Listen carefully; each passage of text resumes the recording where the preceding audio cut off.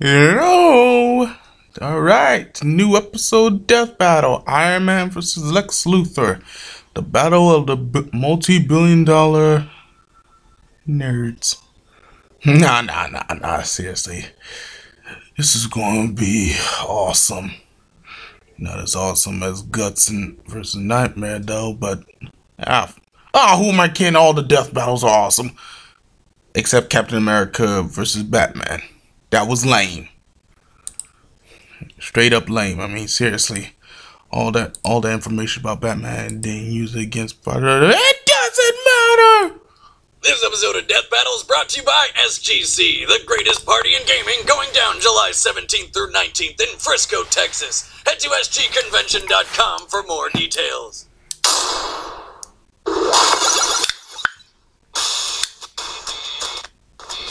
And this is why I hate HD. It takes too much. Excuse me. Technology. Sorry about that, but I hate HD. Our lives lets you watch cool shows on the internet, and sometimes it can help you to rival gods. Like with Iron Man, the Armored Avenger, and Lex Luthor, arch nemesis of Superman. Shit, don't get sticky, computer. And it's our job to analyze their weapons, armor, and skills to find out who would win a death battle. Yeah. There are the talented. There are the prodigies. And then there's Anthony Edward Stark. Please, he prefers Tony. Howard and Maria Stark ruled a $9 billion military tech empire. They could have anything they ever wanted, except a child. Then Howard met an alien who decided to build a baby for them. What? If humanity would perish to more advanced alien races, this child was genetically engineered to lead the world to a new tech age. What? That was Arno Stark. We don't speak of him. When Howard and Maria were disappointed with what they created, they adopted Tony instead. Yep, that's the secret origin to Tony Stark. Didn't see that coming, did you? Hell no. Despite not being the alien-engineered child of prodigy, Tony's gifted intelligence and world-changing destiny were obvious at an early age. He graduated from MIT with top honors and a physics and engineering double major when he was just 19 years old. But since this is a superhero origin, it wasn't long before tragedy struck. And by struck, I mean a car crash, and by tragedy, I mean his parents. So all of a sudden, Tony was an orphan. But on the bright side, it also made him the sole heir of Stark Industries. Nice. With the entire family fortune at his fingertips, Tony pursued a life of reckless indulgence and mechanical tinkering. War was his income, and he enjoyed every bit of it, until the day his eyes were open. Yeah, open with a shrapnel-filled irony bomb.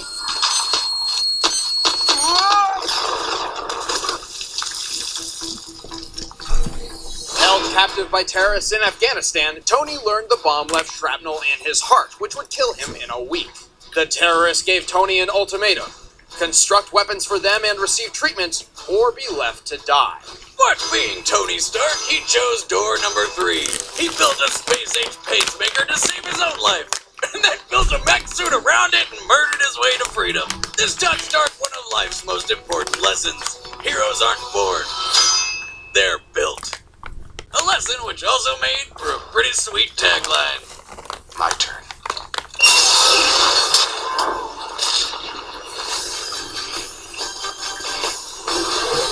But Tony's heart was changed in more ways than one that day. Upon returning to America, he nullified all weapons development at Stark Industries and dedicated his life to saving the world, in his own way.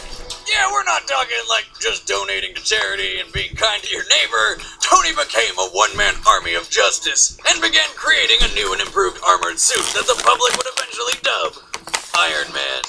And then he made another one. And another one, and another, and then he made like a shitload more. The Iron Man suits are numerous, but they typically come with a common base set of tools.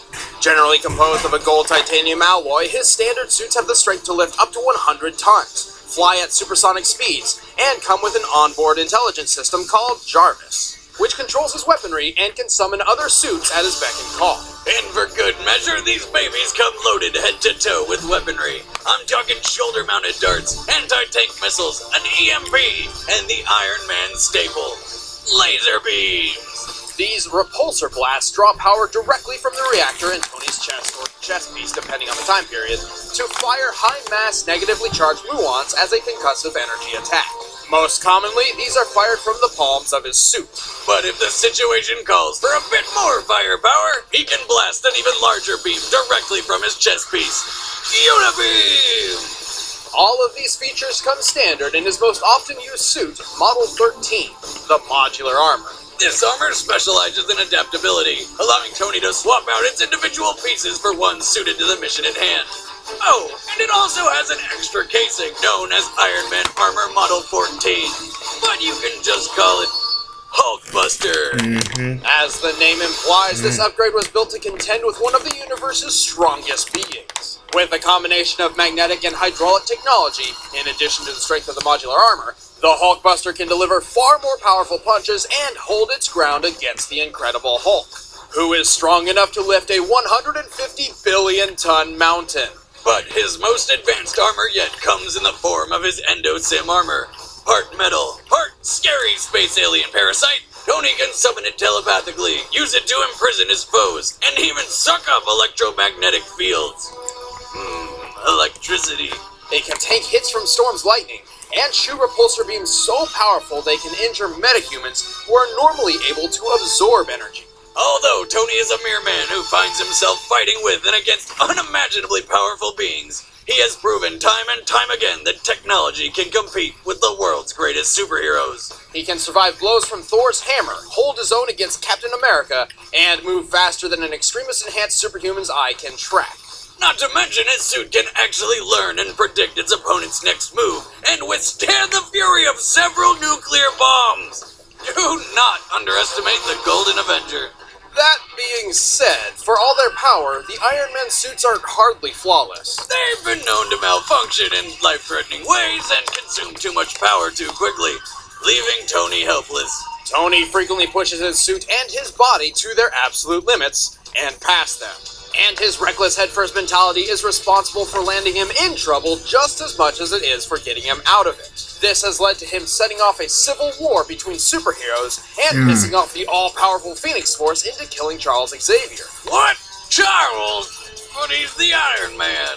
And he once built a device capable of releasing 20,000 megatons of atomic energy. That's 3 times more than all of the Earth's known nuclear weapons combined.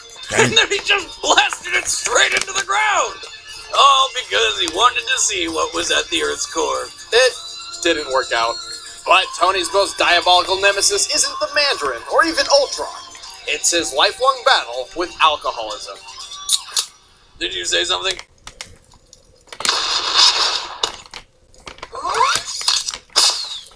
I love that scene. Superman is among the most powerful characters in all of fiction. He can destroy planets, withstand supernovas, and fly faster than light itself. What kind of person could possibly be the arch-nemesis to someone like him? He'd have to be like a god made of magic kryptonite. Wrong! Nope. Just a mortal man with a passion for business, swindling, and green trench coats. Lex Luthor. Alexander Joseph Luthor began his rise to the top from the very bottom. As a child, he lived in a rundown section of Metropolis called the Suicide Slum. Yes, it was that bad. Under abusive parents, it was only by sheer willpower that Lex moved on to a better life. Yeah, willpower and some good old-fashioned social Darwinism. His parents died in a car crash when their car's brakes failed, leaving Lex alone. Don't feel bad for a second. He used their life insurance money to get out of the ghetto and start his own company. And he's the one who rigged their brakes! Although founded through some legally questionable means, the infamous LexCorp successfully spread its influence throughout virtually all of Metropolis. In time, Lex came to practically run the city itself. Taking ownership of nearly every media outlet, Luthor's positive public image went practically unopposed. But everything changed when the Man of Tomorrow showed up. In Lex's eyes, Superman was a massive issue for mankind. If humans no longer had to solve problems themselves, they would surely become a weaker race, completely dependent upon this otherworldly savior. So, Lex began his crusade to remove him from the equation, and then promptly insert himself as the ruler of humanity. Lex is a cunning strategist and mechanical genius who prefers to place his opponents in unwinnable situations. However, if physical strength is required, he dons the mighty warsuit. Must I remind you of my superiority? The warsuit is a powerful battle armor created by Superman's other arch-nemesis, the alien god known as Darkseid, and it's been further enhanced by Luthor's own designs. Forged in the fiery pits of Apocalypse, Lex's warsuit is no ordinary piece of machinery, despite its less than sleek appearance. It comes equipped with force fields, gauntlet blades, a giant kryptonite axe, and energy blasts powered by kryptonite generators. It can also fly, and has enough strength and durability to go up against Superman himself. Despite how capable the warsuit is, you may feel it has an obvious weak spot. The giant hole where his head is. Yes. But old Q-Ball's chrome dome is actually protected by an invisible force field. He just wants his opponents to know exactly who's beating the shit out of him. Hello, sunshine. Lex's weaponry goes beyond an alien metal suit. In addition to his brilliant strategic mind, he has also surrounded the Earth with dozens of satellites bearing his name. Their purpose? A gigantic game of space laser hot potato.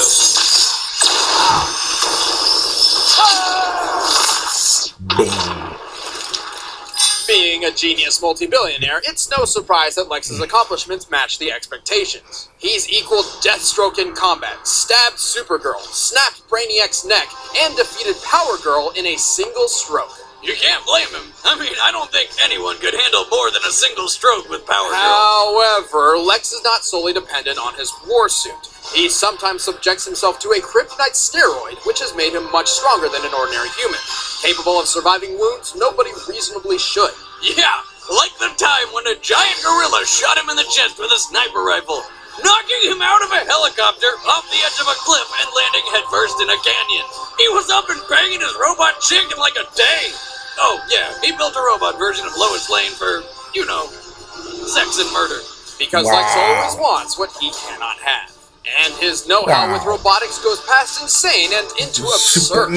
While confined to a prison cell, he built a talking, flying robot that reads Moby Dick at such a high frequency it carved out an escape route through the floor itself, including perfectly shaped stairs. But most diabolical of all, when no one was looking, Lex Luthor took 40 cakes. He took 40 cakes, Wiz! That's as many as 4 tens. And that's terrible. Strange thing is, that's actually officially canon. Superman and Drive to Win are stronger than any machine he could create. Take, for example, the time Superman threw a satellite at LexCorp Tower, bringing the building down on top of poor old Lex. This left the guy with half his face ripped off, all 4 limbs blasted away. Damn! In 5 different places. Even like that, You he still refused Superman's help.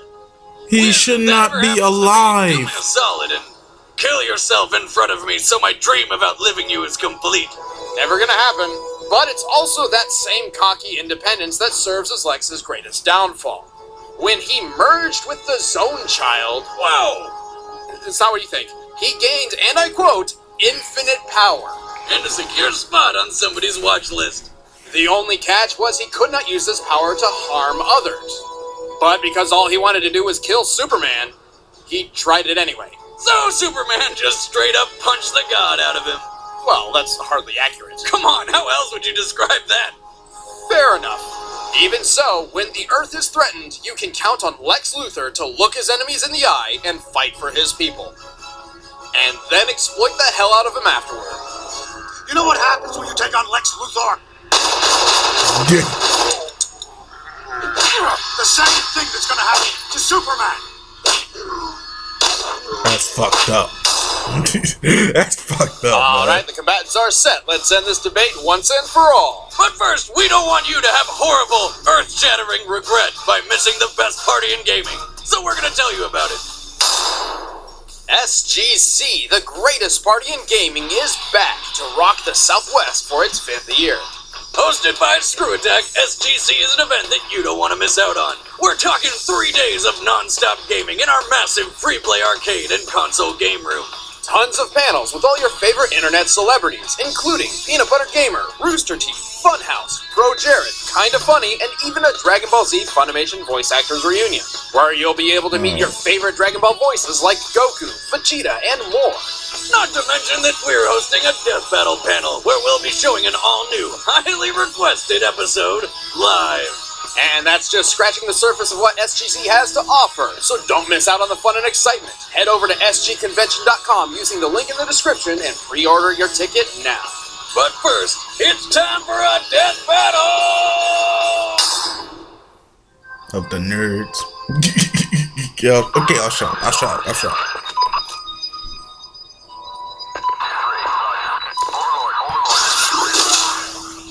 Lex Luthor.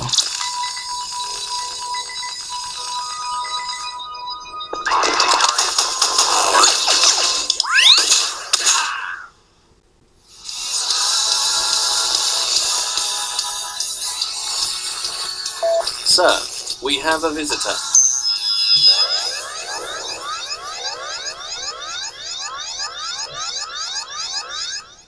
All clear. What the hell? What a joke. And what's that? Is that a Gundam? Is that the Gundam? Hands off! Oh, there's Iron Man. What's that you got there? Oh, yeah. It's mine. I'll send you the bill. Actually, sir, I should probably remind you, the contents of this warehouse belong to Miss Potts. Pepper? I'll forward the estimated damages fee to her account. Great. Be discreet about it. One of us has to be. Remember my face, Stark. It'll be the last thing you ever see.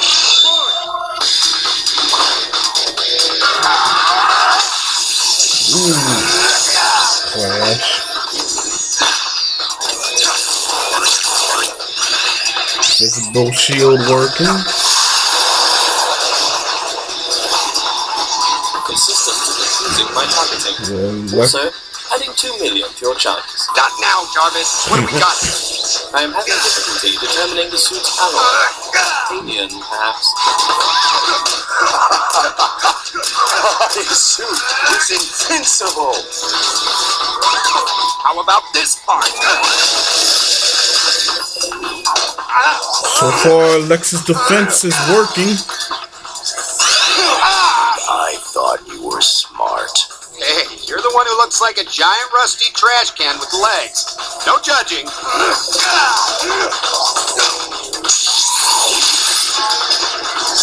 It is a Gundam. Sir, I estimate that will be a $583 million fee. Whoa, whoa, whoa. That one's on him.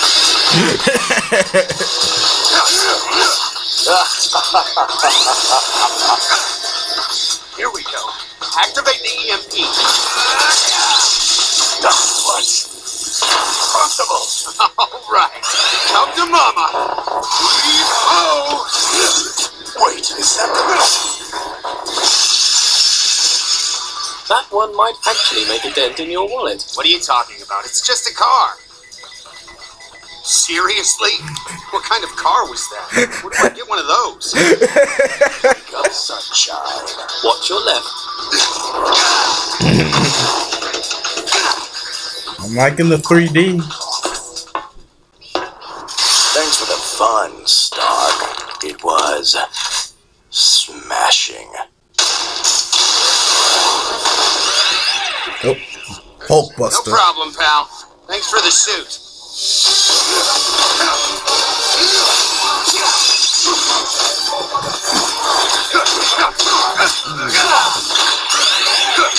Hulk Buster, true to its name.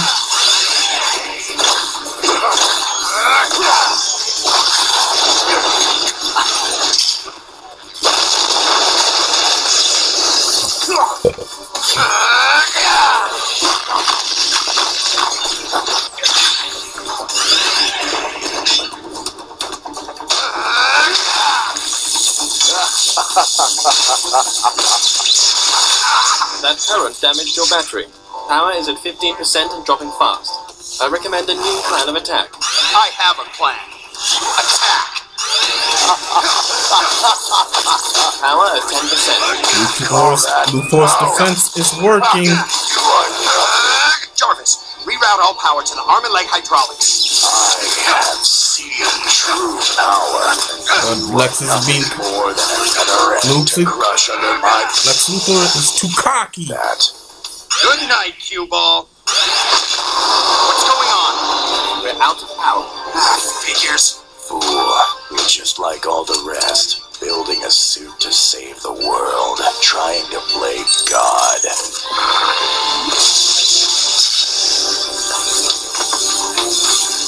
Let me tell you something, Stark.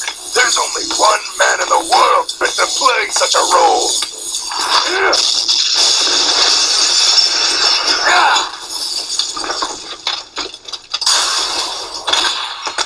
Me. But the battle is not over.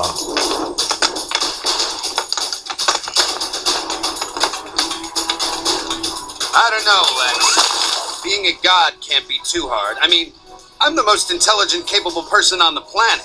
I'm not playing God. All this time, I've been playing human. Alien Iron Man. Ah, screw that.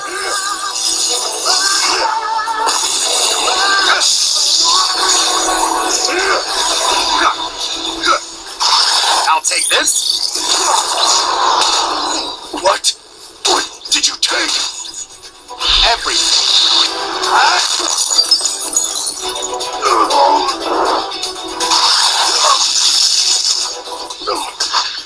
Alright, Zero. Big one. Damn. Disintegrated. That was Pepper's building, wasn't it? Phone call from Miss Potts. Tell her I'm not here. I'm jogging. Already answered, sir. Tony, Hi, Pepper. How are you? why did Jarvis just deposit $5 billion for collateral damage? I'm not here. I'm jogging. Yep. Bullseye! Incredible pieces of technology, Proton cannon. but only one was naturally prepared for anything. Although it's true that Lex could trade blows with Superman in his war suit, the only reason he ever lasted as long as he did is because many of its weapons are based on kryptonite. Great for battling Kryptonians, only okay against everybody else. Yes, the warsuit could take hits from Superman, making it more than a match for even the Hulkbuster's power. But even against the very enemy it was designed to kill, the warsuit only lasts so long. Iron Man's True. greatest advantage was being able to adapt his strategy by remotely summoning and changing suits. True. The Endosim in particular could counter nearly anything Lex could throw at it. Plus, Iron Man has far more actual combat experience. Lex treated physical combat as a last resort, beneath him, while Tony straight up enjoys it. Lex just wasn't suited for this battle. The winner is Iron Man. Alright, Iron Man. Next time on Death Battle. Who's gonna be? Sean West. Hank McCoy, aka the Beast. I forgot his name, but I know who I know who that is. From Gargoyles. From this, if you mean true that.